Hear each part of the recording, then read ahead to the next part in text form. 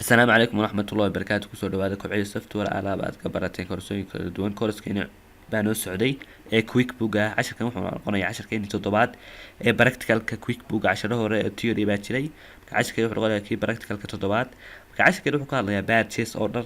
Markaad alaab soo iibsanaysid oo kale warqad baad qortaa, ninkaagii vendorkii baad u dirtaa, dhahdaa ninkii supplierka alaabta ku keeni jiray alaabta ay keen 10 bariis ay keen 10 buskud ay keen waxaas ay keen. marka saad u sameyn lahayd u diiwaan gashan lahayd QuickBook ayaan barayaa dhinacaayo programka iga daawada.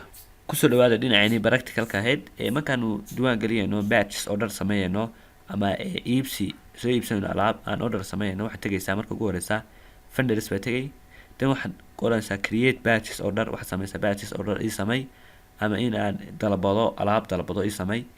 marka halka waxaad ka doonaysaa ninkii ku diiwaan gashan vendorkii ama supplierkii ninkii alaabta ka soo qaadan jirtay baad ka dooranay. hadduu diiwaan gashan add new baad haysaa, hadduu diiwaan gashan yahayna Horyaal Company sida kii tan casharkii hore soo diiwaan gashan Horyaal Company halkaas aad ku dhifanay. tan halka waxaad ku qoranaysaa itemka aad doonaysid aad dalbanaysid. marka item ayaan ugu horeysa aan diiwaan gashan casharkeena koowaad wuxuu ahaa buskud baan ii diiwaan gashan halkaas ku qoranaya.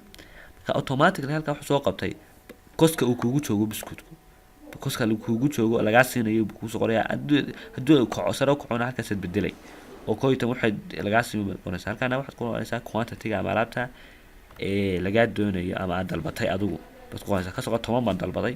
halka barnaamijka ka dhifanaya halka waa ka isku dhiftay ninkii.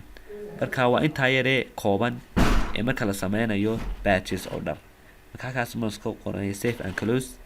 marka orderkii waan sameeyay hadda saan u eegto orderkii inaan sameeyay waxaa reports waxaa tagayaa inventory stock by item baan sii tagayaa.